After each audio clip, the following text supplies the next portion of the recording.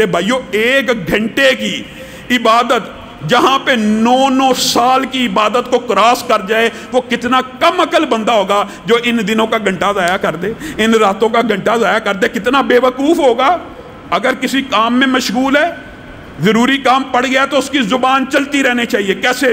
سبحان اللہ و بحمدہ، سبحان اللہ العظیم، یہ پڑھتا رہے۔ اس کے صرف ایک ٹکڑے کے پڑھنے کا اجر و ثواب پتہ کتنا ہے؟ جو 100 مرتبہ سبحان اللہ و بحمدہ پڑھتا ہے، وہ اس کے گناہ، بتائیے دنیا میں کوئی ایسا بدبخت ہوگا کہ جس کے گناہ سمندر کی جھاگ سے زیادہ ہوں؟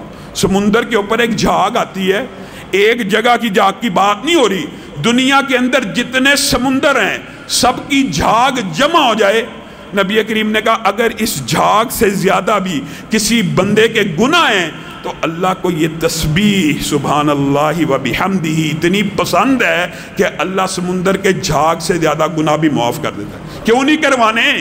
یہی تو موسم ہے، یہی تو سیزن ہے۔ اور ساتھ ساتھ یہ بات ذہن میں آپ نے رکھنی ہے کہ 81 برس تک ہر عمل بھی لکھا جا رہا ہے۔ پھر 5 نمازوں کے بعد اپنی زندگی میں عادت بنائیے، عادت بنا لیجئے، چاہے ایام رمضان ہوں یا نہ ہوں، ہر نماز کے بعد آپ کو پتہ تسبیح فاطمہ کا 33 مرتبہ سبحان اللہ الحمدللہ اللہ اکبر پڑھنے کے بعد کون سی 7 تسبیح ملانی ہے؟ لا الہ الا اللہ وحدہ لا شریک لہ لہ الملک و لہ الحمد وہو علی کل شیء قدیر۔ کسی کو نہیں یاد، آج ہی یاد کرے۔ قرآن موجود ہیں انشاءاللہ ان 10 دنوں میں، یہاں پہ تجوید کا کورس بھی ہوگا، فہم قرآن کا کورس بھی ہوگا، سوال و جواب کی نشست بھی ہوگی، علماء آپ کو دروس بھی دیں گے، آپ مستفید ہوں۔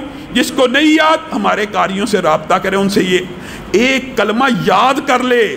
صحیح حدیث کے الفاظ ہیں جو نماز کے بعد صرف 33 مرتبہ یہ اور 1 مرتبہ یہ 7 ملا کے گنتی 100 پوری کرتا ہے، اس کے بھی گناہ سمندر کی جھاگ کے برابر ہوں، معاف ہو جاتے ہیں۔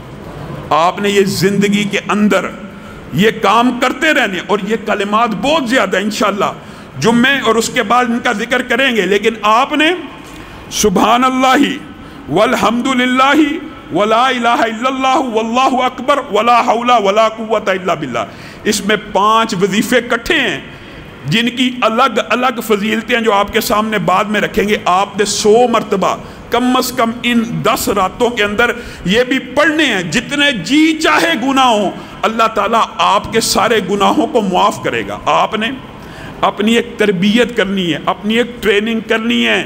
ان ایام کے اندر آپ نے 1 منٹ بھی ضائع نہیں کرنا، 1 لمحہ بھی ضائع نہیں کرنا، اور ایک کام اور کرنا، ہر نماز کے بعد آپ کی یہ عادت ہونی چاہیے۔ یہ تو وظائف اور اعمال اور ثواب کے لیے آپ کو بتا رہا ہوں، ہر نماز کے بعد آپ نے آیت الکرسی پڑھنی کرنی ہے۔ اس کے بارے میں بھی صحیح حدیث موجود ہے، اگر بندہ مر گیا سیدھا جنت میں چلا جائے گا جو بندہ نماز کے بعد آیت الکرسی پڑھتا ہے، سیدھا جنتی ہے۔ صرف جنت کے اور اس کے مابین اگر کوئی فاصلہ ہے تو موت کا فاصلہ ہے۔ کتنا آسان کلیہ ہے، آیت الکرسی پڑھے۔ بہت سے ساتھیوں نے